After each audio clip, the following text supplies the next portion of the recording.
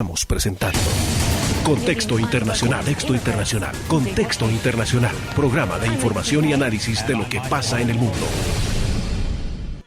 Hola y muy buenas tardes a todos nuestros oyentes aquí en el trópico de Cochabamba y toda Bolivia. En este programa de la tarde, Contexto Internacional con mí, Oli Vargas, donde vamos analizando lo que es las noticias internacionales. Y acompañándonos esta tarde es un analista político ecuatoriano, Amaury Chamorro, que nos acompaña para hablar un poco de la crisis que está sufriendo nuestros hermanos ecuatorianos. Muchas gracias, Amaury, por acompañarnos. ¿Me escuchas? Un honor poder hablar directamente con todas y todos y siempre a disposición para poder debatir nuestro continente. Muchas gracias, Amaury. Y bueno, muy lamentable la situación en Ecuador ahorita. Me parece que hay tres crisis a la vez. Hay la crisis de la pandemia del coronavirus y las imágenes muy dolorosas de muertos por las calles de Guayaquil. También hay la crisis económica. Las nuevas cifras de la FMI muestra que la economía ecuatoriana podrá caer hasta un 6%. Y también la crisis de la persecución política y la justicia ecuatoriana trabajando con fines políticos contra el expresidente Rafael Correa. Pero bueno, empezando con lo que es la pandemia del coronavirus, ¿por qué Ecuador está de los países más golpeados por esta crisis? ¿Y por qué el gobierno de Lenín Moreno no ha logrado atender esta crisis de una manera adecuada? La verdad, las tres crisis son resultados de un mismo problema, que es la absoluta, digamos, traición de Lenín Moreno al movimiento político y a su propuesta de gobierno que la promocionó durante su campaña electoral. O sea, Lenín Moreno fue electo como continuidad de la Revolución Ciudadana, con una propuesta de gobierno absolutamente progresista, muy profunda en el combate a la desigualdad, a la inequidad, a la pobreza. La Revolución Ciudadana apuntaba a sacar al Ecuador del subdesarrollo en 30 años, ¿no? Entonces, Lenín Moreno le dio la espalda a ese proyecto político y decidió gobernar para la derecha. Lenín Moreno era un infiltrado en las filas de la Revolución Ciudadana, que al ganar la presidencia de la República dio un giro para gobernar con un modelo neoliberal junto con la banca ecuatoriana, junto con la élite, y iniciar un proceso de persecución al presidente Rafael Correa para que éste no pudiera volver al Ecuador y devolver el Ecuador a la senda del progresismo. Entonces, la ineptitud y la corrupción del gobierno de Lenín Moreno lo que ha generado es una crisis política, porque rompió la Constitución ecuatoriana, destruyó el Estado de Derecho con el objetivo de perseguir al presidente Rafael Correa. Imagínate que realizó un referendo sin que hubiera una aceptación de la Corte Constitucional, realizó una serie de cambios en el país, atropellando la Constitución al punto de, por ejemplo, destituir todos los jueces del país, todos los fiscales. El Ecuador estuvo 6 meses sin corte constitucional y él los nombró a dedo, cosa que es absolutamente inconstitucional en el país, para que tú veas el nivel de atropello. Por su lado, también quebró al país porque él gobernó a los banqueros. Estos 3 años lo que él ha hecho es entregar básicamente el país a la banca nacional e internacional, implementando una política económica absolutamente contraria a la del presidente Rafael Correa, implementando un modelo neoliberal, lo que debilitó también la economía del país para enfrentar el coronavirus. Y ahí llegamos al coronavirus, que es absolutamente corrupción del gobierno de Lenín Moreno e ineptitud, ya que hasta ahora él no ha hecho absolutamente nada, no ha comprado mascarillas suficientes, no ha comprado respiradores, no ha preparado hospitales de campaña para atender a los enfermos, hizo con que En Guayaquil se permitió que se realizara un partido de la Libertadores en media crisis del coronavirus. Imagínate un partido en media crisis del coronavirus con 50.000 personas apiñadas en un estadio. También hubo un matrimonio, y eso es muy importante, porque eso demuestra la corrupción y el nivel de egoísmo del gobierno ecuatoriano. Hubo un matrimonio de las familias más ricas del Ecuador y fue en Guayaquil, y muchos miembros del gobierno ecuatoriano estuvieron presentes. Y ese matrimonio se lo realizó durante la crisis del coronavirus, no respetando las mismas decisiones del gobierno ecuatoriano de realizar, de impedir actividades, eventos multitudinarios.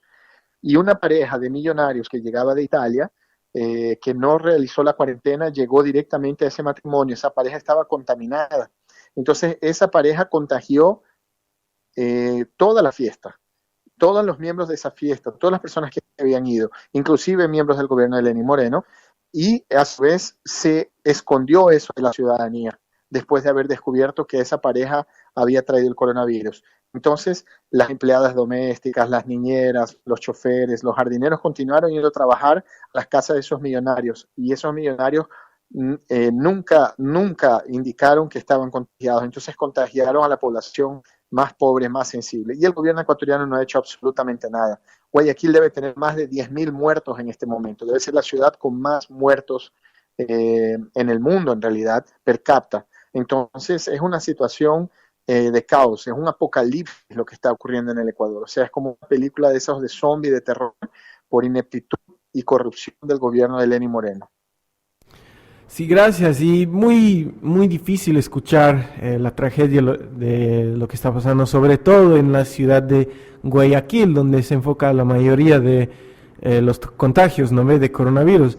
Y Guayaquil me parece parecido a lo que en Bolivia es la ciudad de Santa Cruz, que es decir, una ciudad con mucha desigualdad, gran concentraciones de riqueza de las élites, pero también gran concentraciones de pobreza, hasta pobreza extrema, y autoridades tradicionalmente de la derecha que hace mucho tiempo no han hecho mucho caso a lo que es políticas públicas. Entonces, ¿crees que la cultura y tradiciones políticas de la derecha guayaquileña ha contribuido también a esta tragedia que están viviendo allá en esa ciudad? Así es, el resultado del coronavirus, la crisis, no la tragedia, puede ser visto como un divisor de aguas de cómo el capitalismo actúa y cómo actúa un modelo socialista. ¿Por qué Venezuela es uno de los países que tiene la mejor actuación y los mejores resultados a nivel mundial del coronavirus? ¿Por qué China, un país de más de 1.000 millones de habitantes, tuvo la capacidad de controlar el virus de la manera con que controló? ¿Por qué los Estados Unidos viven la crisis que están viviendo?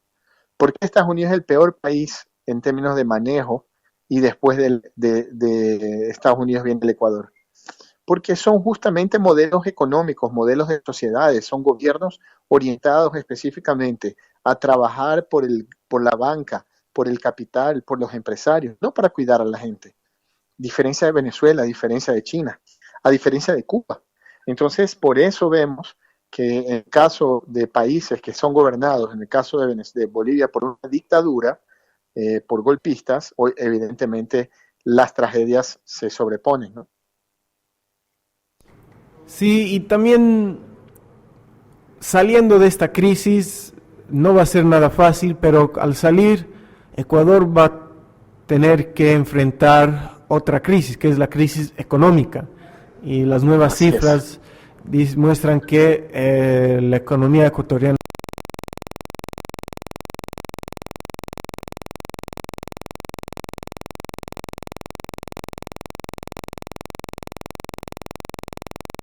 puede caer hasta un 6%, pero en realidad esto es porque Ecuador lleva muchos años con una crisis económica en lo que es sus lazos con el Fondo Monetario Internacional, y el préstamo que hizo el gobierno de Lenín Moreno. Entonces, ese préstamo del Fondo Monetario Internacional ha debilitado poco a Ecuador al entrar a esta crisis del coronavirus.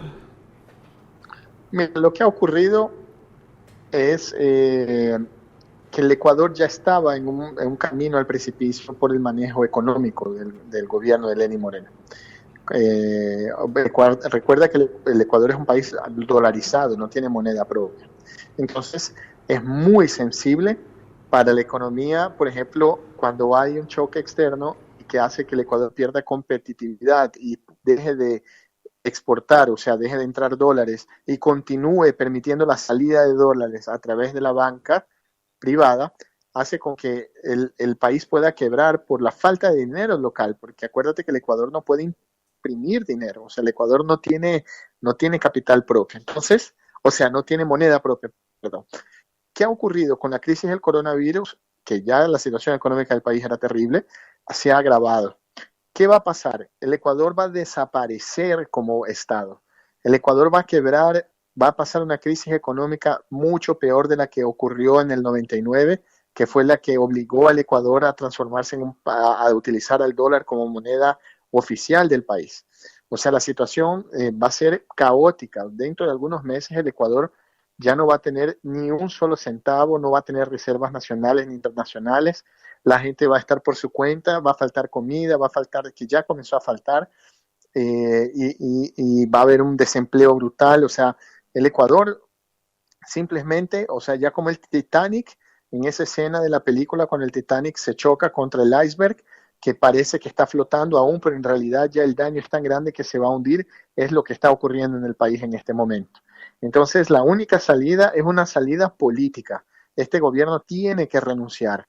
Este gobierno quebró el país económicamente y permitió que la crisis del coronavirus mate miles de personas por ineptitud y corrupción del mismo gobierno.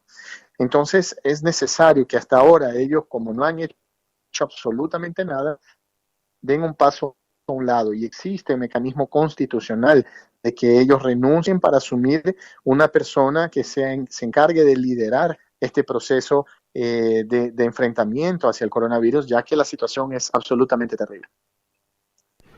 Y si el Ecuador está enfrentando una crisis tan masiva como está viviendo ahora, ¿por qué en vez de atender eso, por qué están persiguiendo al expresidente Rafael Correa, un presidente que ha sido de la izquierda, un amigo de Evo Morales aquí en Bolivia, un amigo de Cuba, Venezuela, y que ha logrado crecer la economía ecuatoriana durante 8 años?